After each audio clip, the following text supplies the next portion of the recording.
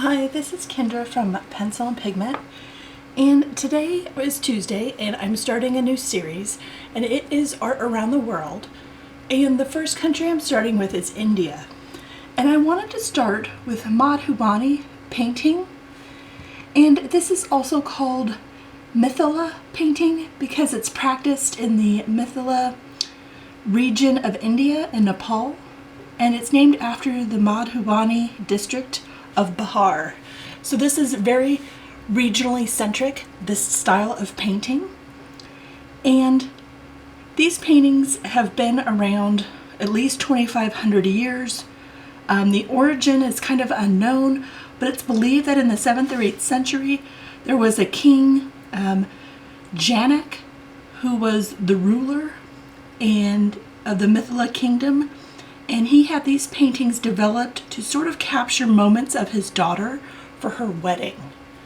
So these paintings are actually created using fingertips, where they just sort of dot, tools that are handcrafted, twigs, brushes, nib pens, and matchsticks. So even dipping a matchstick in the paint or pigment for the dots.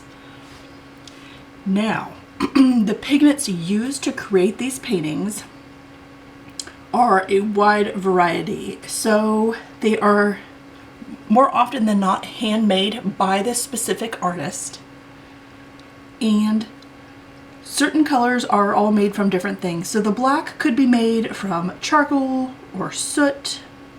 The yellow sometimes is made from turmeric or the bahana leaf milk.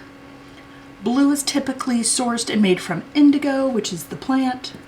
Red is made from kusum flower, or sandalwood could be used. And the green is typically made from applewood trees. White is made from rice powder, and orange made from the polish flower. Now, these paintings are typically made by women. And what happens is, these women pass this down to their daughters, and this spans centuries of these women creating these very, very detailed paintings using the sticks and the sourced local items for pigments like ochre and things like that. So originally, these paintings were done on walls and floors, and they would do this during like ceremonies or festivals or special occasions. And then because of them doing them on floors, they were very temporary. So there aren't a lot of really old ones that are still around that are saved.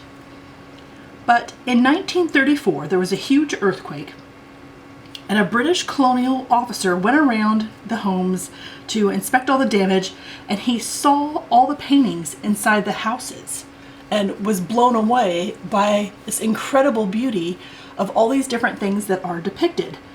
So typically, bright colors are used, and an outline made from rice paste is also created. And the idea is to fill all the space. Nothing is left blank. And some paintings have borders, that are filled with sort of geometric shapes. And those can symbolize things like love, valor, devotion, fertility, prosperity. And then the figures that are drawn within, because people are depicted, have huge bulging eyes and sort of pointy noses. It's a very stylistic sort of portrait drawing within that's incredibly beautiful. And so because of this, it's a very distinct art form. There were actually 5 different styles originally that were created, and this was based off the caste system. So the upper class, the upper sect, the upper caste would create paintings that depicted the gods or goddesses, the deities, and the lower caste system typically painted sort of symbols or aspects from their daily life. And eventually, in modern times, this all merged. So In 1962, a foreign artist, and okay, so there's two things that I have read and heard about how this became so widely popular and so known around the world. So this is sold, you can buy these paintings on Etsy. There are museums in Japan that have this art. It has become very popularized, and I've read two distinct theories as to how this came to be. So the first one was that in 1962, a foreign artist traveling through the area persuaded the artist to paint these drawings on paper, which led to the commercialization. The second thing I heard and read was that there was a drought that hit in the 1960s, and the Indian Handcraft Board, which is an organization, encouraged the upper caste women to put their art to paper to sell it to make some money because of this huge drought that affected all the crops. So I'm not sure which one it is, or a combination of the two, that led to the commercialization of this specific painting style, but I think it's wonderful that so many other countries and people and places know about it. Now, and we're getting to my favorite bit. So in 2012, this art was used to save trees. Yep, sure was.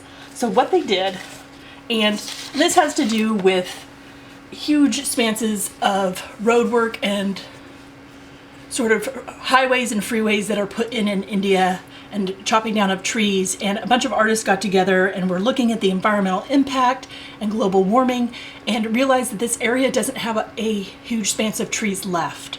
So in 2012, a bunch of artists got together and they started painting gods, goddesses on these trees along Highway 52 in the Madhubani district. And in doing so, they wouldn't cut the trees down. They saved the trees by painting these beautiful paintings on the trunks. And they used some more permanent resins and things so it would last the span of years instead of being so temporary, and save these trees. And nowadays, this art form is sort of used to talk about women's issues and things going on in the lives of women. So I think this sort of, from where it started to where it is now, is one of the coolest stories. It's for women, it's by women. There are some globally recognized artists in this field that do this art. I am horrible at pronouncing names, and I apologize for that. Mashudari Devi, who was born in Madhubani, is a renowned artist, and she started at a very young age and started winning awards in the 1980s. A bunch of these creators that are born and raised here that learn this art form have been recognized globally, and I think that's fantastic too. This is such a beautiful art form.